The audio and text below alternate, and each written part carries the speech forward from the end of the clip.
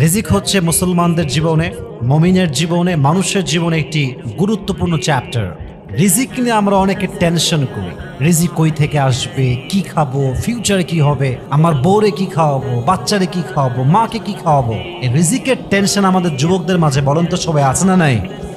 We have a lot of depression about it. কেন যে আছে এটা আমি জানি না, তবে আমি একটা কারণ খুঁজে বের করেছি। সেটা হচ্ছে যে ব্যক্তি আল্লাহর উপরে পরিপূর্ণ ট্রাস্ট করতে পারে না, যে ব্যক্তি আল্লাহর উপরে পরিপূর্ণ ভরসা করতে পারে না, একমাত্র সেই রিজিক নিয়ে টেনশন করতে পারে। ঠিক কিনা বলেন যুবক ভাইরা?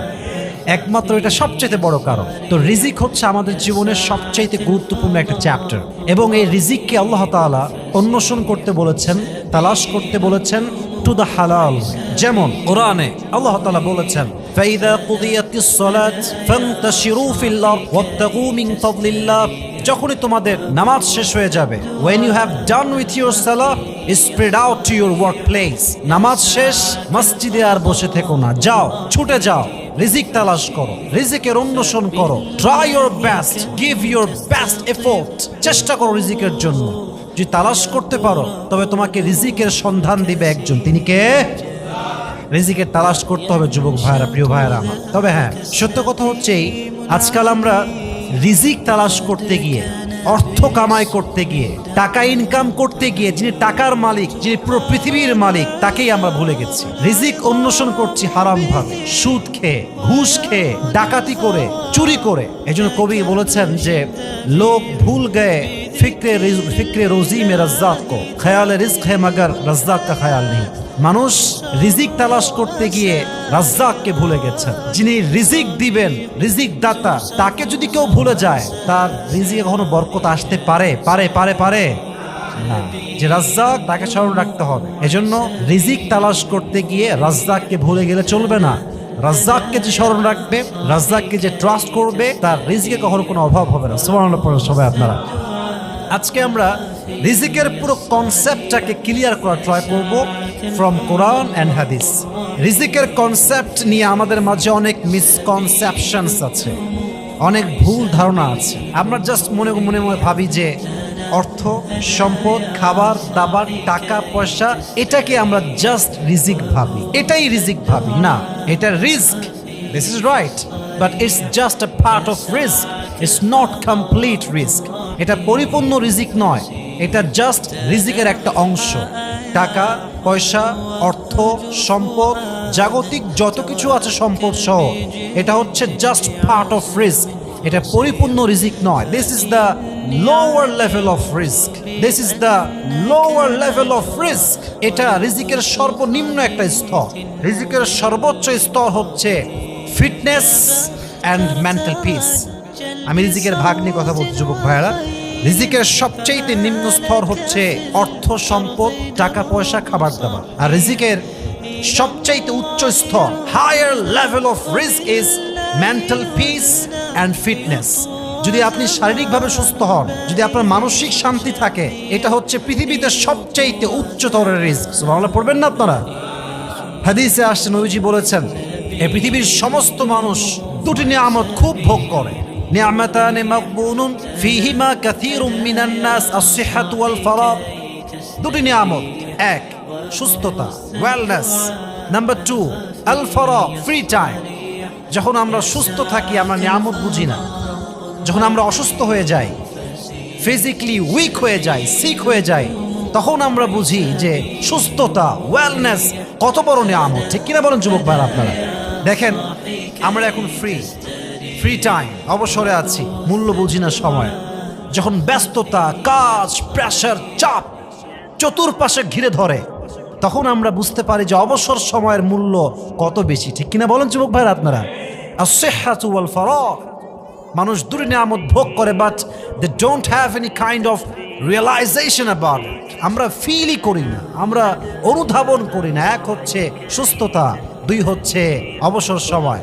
তাহলে হাদিসে আসছে রিজিকের সর্বোচ্চ স্তর হচ্ছে ফিটনেস অ্যান্ড মেন্টাল পিস। যার শারীরিকভাবে সুস্থতা আছে, মানসিক শান্তি আছে, তার চাইতে উঁচু লেভেলের রিজিক আর কেউ পায় নাই। ঠিক কিনা বলেন আপনারা?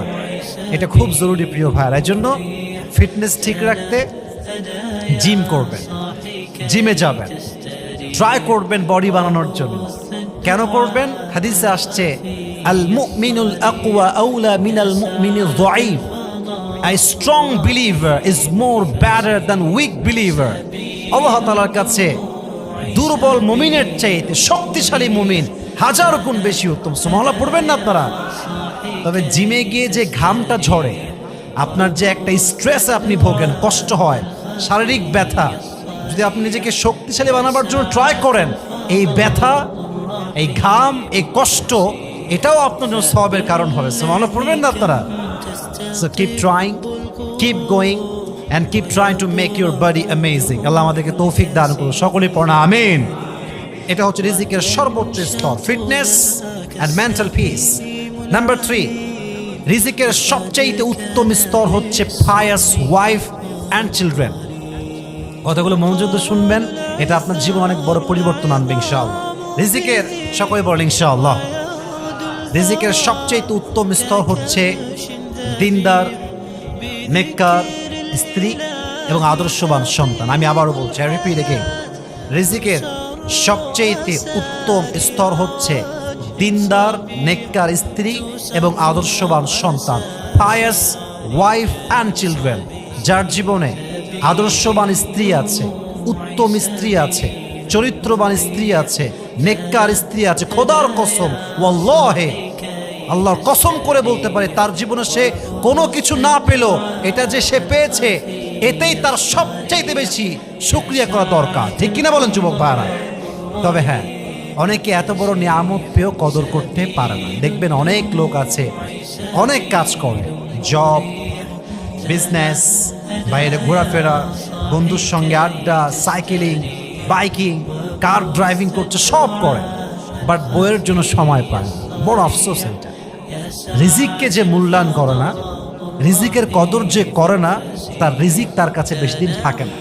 এই জন্য আমরা মাঝে মাঝে বলি না যে দাঁত থাকতে দাঁতের কদর করো, ভেঙে পড়ে গেলে কিন্তু কদর করে আর কোনো লাভ হবে না। এবং আমার কাছে মনে হয় যে আপনার তো গ্রেটফুল হওয়া উচিত, আপনার তো শুকরিয়া করা উচিত যে আপনার বউ আপনার কাছে সময় চেয়েছে, জাস্ট সময় চেয়েছে। She is asking just for time and nothing else। আপনার তো খুশি হওয়া দরকার যে আমার বউ আমার কাছে ঢাকার গুলশানে ফ্ল্যাট চায় নাই, BMW চায় নাই, মার্সিডিজ চায় নাই, iPhone 15 Pro Max চায় নাই, আমার বউ আমার কাছে সময় চায়। আর আমি যদি পুরুষ আমার লোকের সে সময়টা না দিতে পারি, কিয়ামতের দিন আমি জবাব দিব কি আল্লাহর কাছে? এই জন্য প্রিয় ভাইয়েরা, রিজিকের মূল্যায়ন করতে হবে। রিজিকের মূল্যায়ন যে করে না, তার রিজিক বেশি দিন টিকসই হয় না। ঠিক কিনা বলেন যুবক ভাইয়েরা? টিকসই করতে চাইলে আমার রিজিকের মূল্যায়ন করবো। রাজি আছেন তো ইনশাআল্লাহ? তো রিজিকের সবচেয়ে উত্তম স্তর হচ্ছে pious wife and children। এবং এটাকে পাওয়ার জন্য সবাই দোয়া পাঠ করবেন, আমি শেখাই দিচ্ছি, সবাইকে শেখাচ্ছি, সবাই পড়বেন, সকলেই পড়েন। রব্বানা, মাশাআল্লাহ, জোরে বলেন আবার, রব্বানা হাব লানা মিন আজওয়াজিনা ওয়া যুররিয়াতিনা কুররাতা আয়ুন।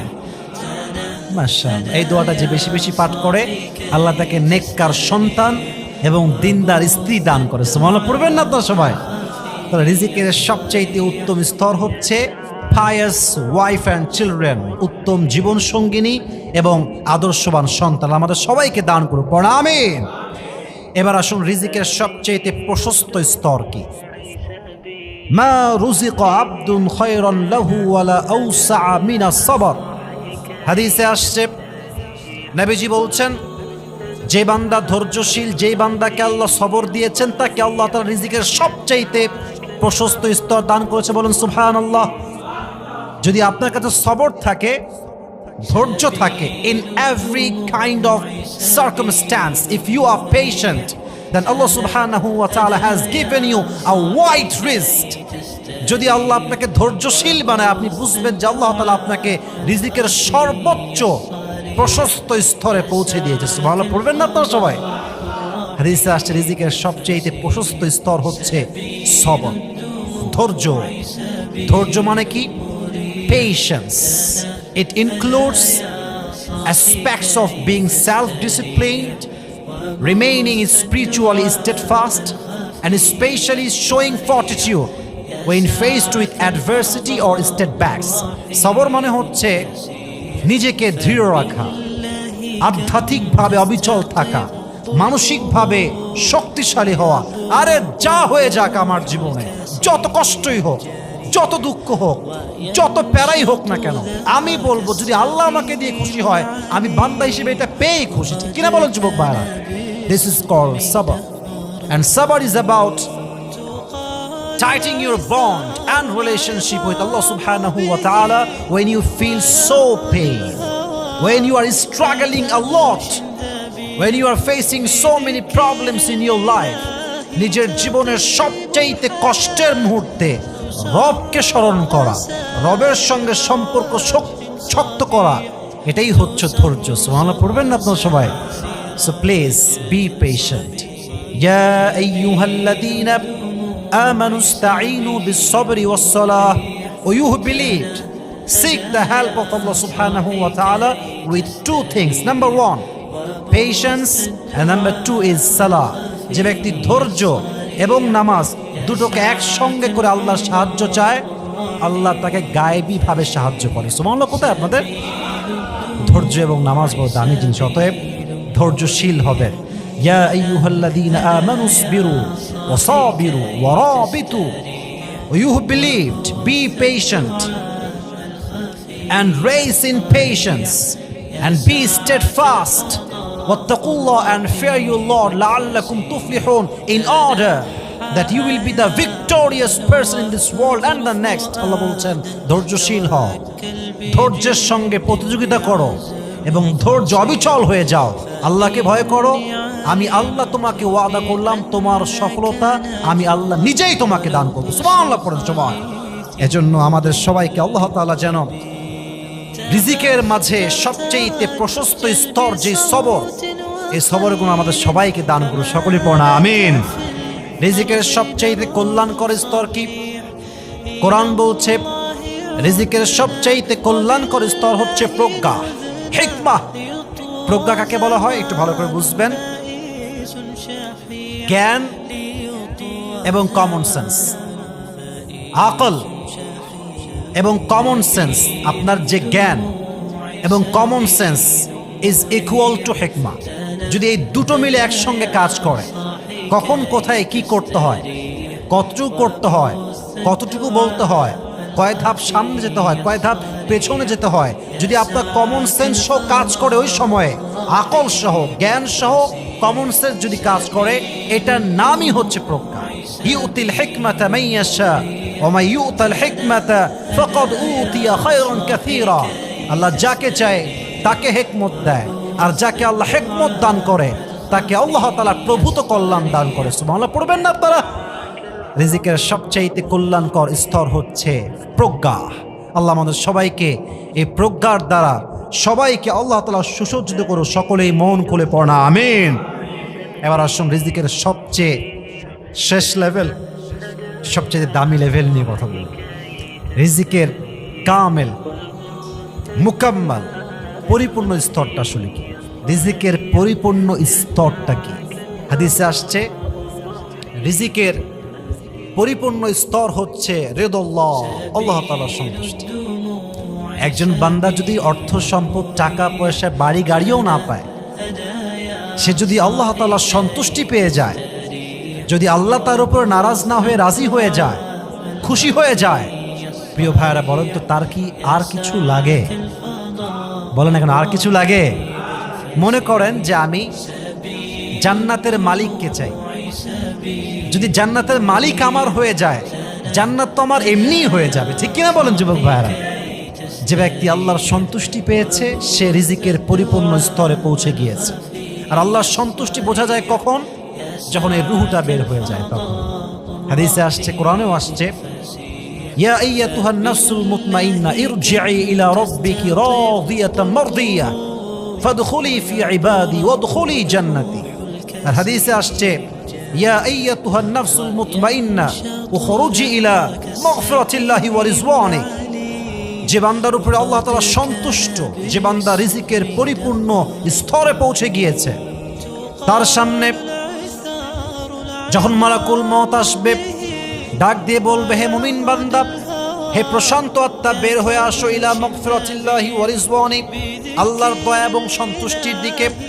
যখন সে বের হয়ে আসবে, কাফাম মিন নাকফানিল জান্নাহ ওয়া হানুত মিন হানুতিল জান্নাহ, জান্নাতে একটা স্পেশাল রেশমি রুমালে কাপড় আনা হবে, তার রূহকে রাখা হবে এবং সেই রূহটাকে আল্লাহ তাআলা নিজে ফেরেশতার মাধ্যমে ইল্লিয়িন তথা জান্নাতের ঠিকানায় পৌঁছে দিবে। সুবহানাল্লাহ পড়েন সবাই। রিজিকের পরিপূর্ণ স্তর হচ্ছে আল্লাহ তাআলার সন্তুষ্টি। আল্লাহ আমাদের সবাইকে তার সন্তুষ্টি অর্জন করার পরিপূর্ণরূপে তৌফিক দান করুন। সকলেই মন খুলে প্রাণ খুলে পড়েন আমিন। সবাই একটা কাশি দেন, এবার একটা তাকবীর দেন, লিল্লাহি তাকবীর।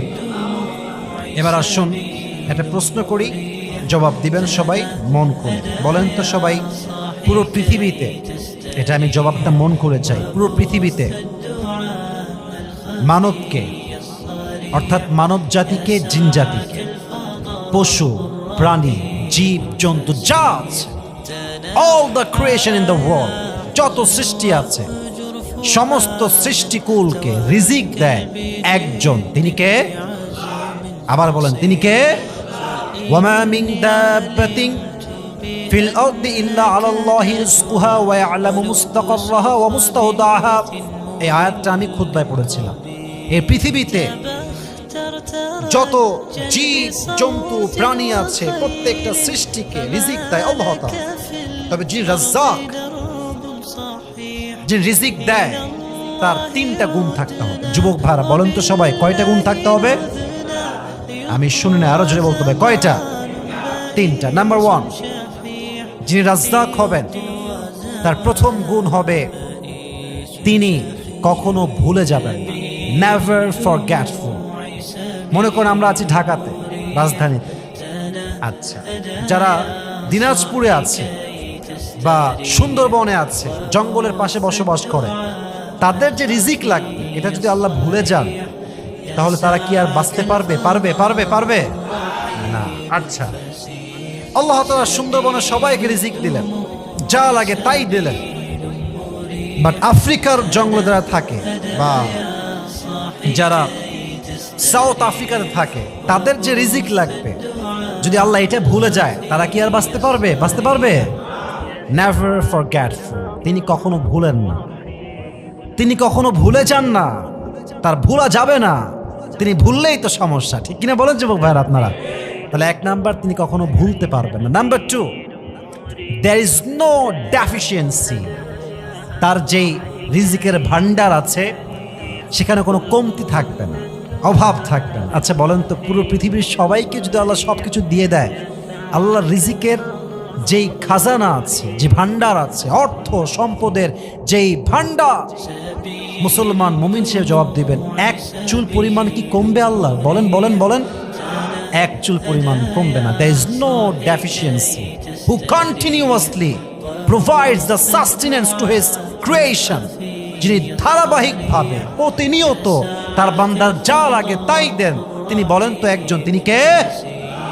লাউ আন্না আউওয়ালাকুম ওয়া আখিরাকুম ওয়া ইনসাকুম ওয়া জিন্নাকুম কামু আলা সাঈদিন ওয়াহিদ, হাদিসে কুদসি আল্লাহ তাআলা বলছেন, যদি দুনিয়ার সমস্ত জিন, সমস্ত মানুষ, সমস্ত প্রাণী এক প্রান্তে দাঁড়িয়ে যায়, আল্লাহকে বলে, আল্লাহ আমার এইটা লাগবে, ওইটা লাগবে, এইটা দাও, ওইটা দাও, সেইটা দাও, ওইটা দাও, চাইতেই থাকে, আমি আল্লাহ যদি সবাইকে সবার চাওয়া দিয়েও দেই, আমি আল্লাহর ধনভাণ্ডার থেকে 1 ইঞ্চি পরিমাণ এক মুহূর্তের জন্য কমবে না। সুবহানাল্লাহ পড়েন সবাই।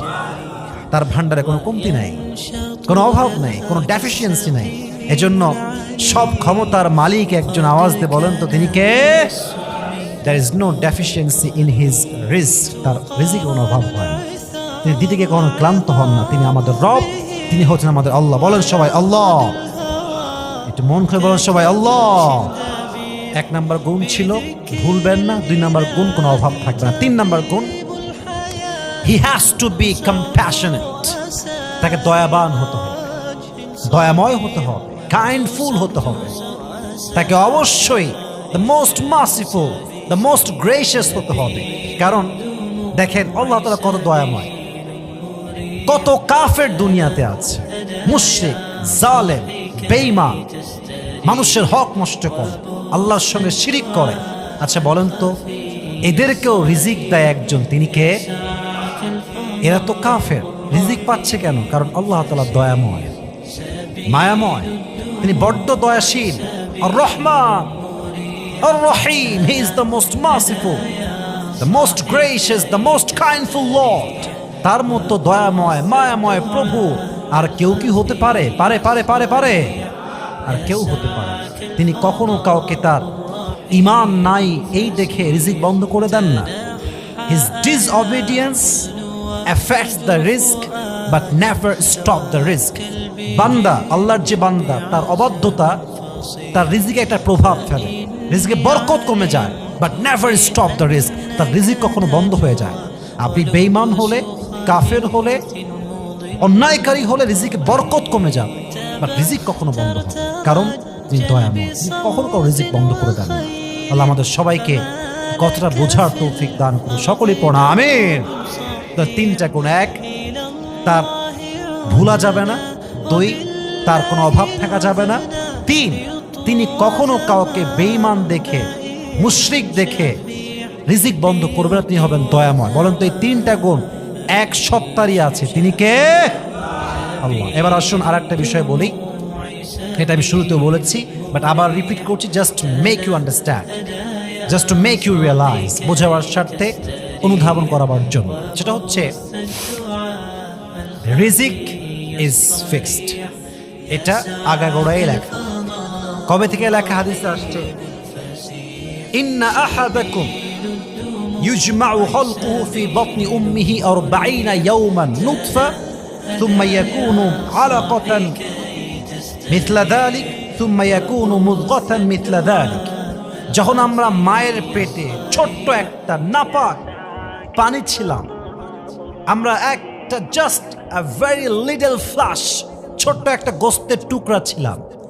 এটার উপরে আল্লাহ তাআলা হাড্ডি দিয়েছেন, অবয়ব দিয়েছেন।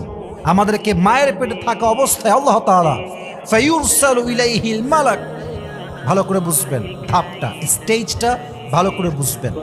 আল্লাহ ফেরেশতা পাঠিয়েছেন, ফায়ানফুখু ফীহি আর-রূহ, the angel breathes the spirit into him, আমাদের দেহে রুহের ফুৎকার দিয়েছে। অ্যাট দ্য সেম টাইম ইউমারু বিআরবাঈ কালিমাত, চারটা বিষয়কে নির্ধারিত করে দেওয়া হয়েছে। ঠিক সেই সময়ে তার ভেতরে এক নাম্বার বিকাতবি রিজকি, তার রিজিক কতটুকু হবে, কই থেকে হবে, কেমনে হবে, কতটুকু পাবে, কোন সময় পাবে, কই থেকে পাবে, এই পুরোটাই মায়ের পেটে থাকতেই আল্লাহ তাআলা বান্দার জন্য ফিক্সড করে দিয়েছে। সুবহানাল্লাহ পড়বেন না আপনারা সবাই? ফিক্সড, এটা ফিক্সড।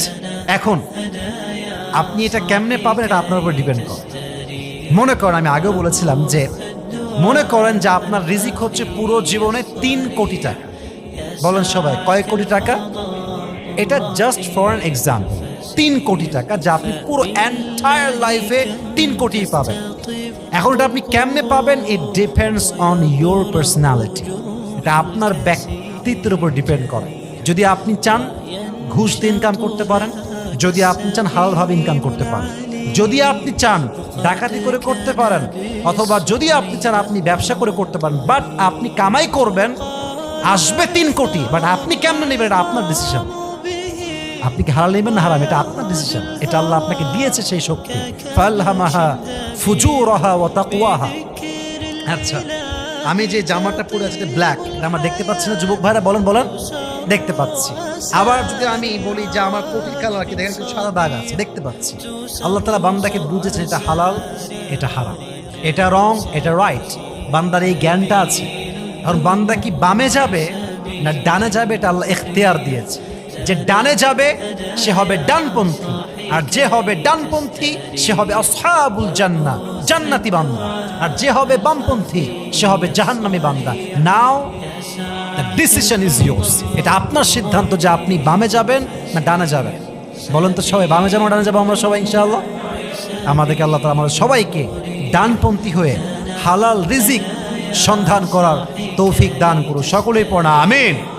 আর একটা বিষয়, রিজিক যে ফিক্সড, এটা যে আপনার কাছে আসবে, এটা জাস্ট বোঝাবার স্বার্থে বলছি। আমি আগেও বলেছিলাম একটা এক্সাম্পল, যে ফলগুলো আমরা খাই, একটা ফল মনে করেন আমাদের ঢাকাতে যে ফলটা আমরা গুলশান থেকে কিনবো, একটা শপ স্টোর থেকে আমরা কিনবো, এই ফলটা কিন্তু ঢাকার নয়, এটা আসছে হয়তো বা চাপাই থেকে।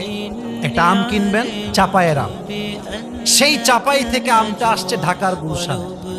সেই আমটা যখন মুকুল অবস্থায় ছিল, একদম মুকুল গাছে, ওই মুকুল অবস্থাতেই তার উপরে আপনার নামটা লেখা আছে। সুবহানাল্লাহ পড়বেন না আপনারা?